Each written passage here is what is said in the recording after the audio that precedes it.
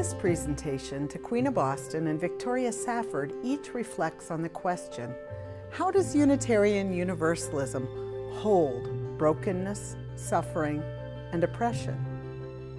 Tequina's reflections are those of an African American woman forging a liberal religious identity throughout her life. Victoria shares the experience of a white, suburban, female UU minister.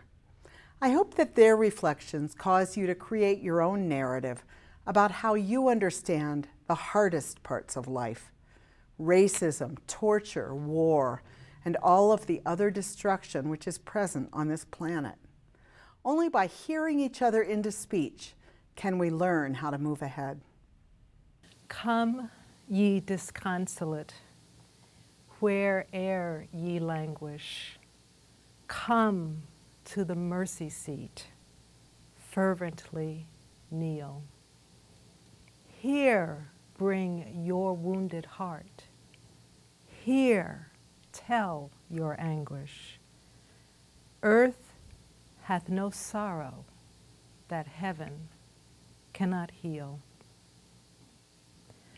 Maybe because I was born in the same year as Brown versus Board of Education, I was always aware that brokenness is not only individual, but social and collective. So when I think about how religious community and theology holds the people struggling with brokenness, suffering, and injustice, I recognize that my earliest influences on this topic are my family church and the movement for African American civil rights.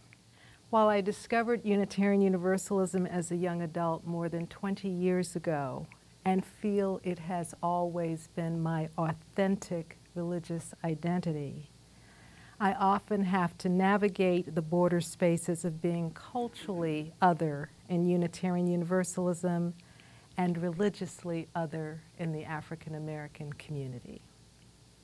However, I cannot speak about faith, brokenness, suffering, and injustice without crossing back and forth between these communities and their theologies. My earliest image of how faith holds a people in brokenness and suffering is St. Paul members walking down the sunlit aisles of a former synagogue to bring their wounded hearts, their anguish, sorrow, and loss to the wide wooden altar as the chancellor choir sang, "Come, ye disconsolate." Those prayerful moments in the church demonstrated the equality of all in the eyes of the Creator: school teachers and nurses, government workers and college professors, beauticians and truck drivers, domestics and day laborers, all came to kneel humbly in private conversation with their God and rose after in body and spirit as they returned to the pews, sometimes with tears, but always with eyes more hopeful and strong, their bodies outlined by the glow from stained glass windows still decorated with stars of David. I went to an all-black elementary school where the white principal did not allow teachers to give A's to students because she was convinced of the inferiority of black people. The church, though not totally immune from race, color, and class discrimination, did provide fortification for struggling against racial and economic injustice. The righteous would never be forsaken. The meek would inherit the earth. We shall overcome. Earth hath no sorrow that heaven cannot heal. These messages gave me a strong sense of my own possibilities despite the larger society's messages. However, as much as I have recounted the role of St. Paul in forming my understanding of how theology holds brokenness and suffering, I admit that the most influential minister of my childhood and early youth was a Baptist minister from Georgia. Martin Luther King Jr. spoke to the brokenness and suffering caused by injustice in society. His words echoed the messages I heard from the pulpit and named injustice and oppression as evils that had to be transformed. But King went even farther.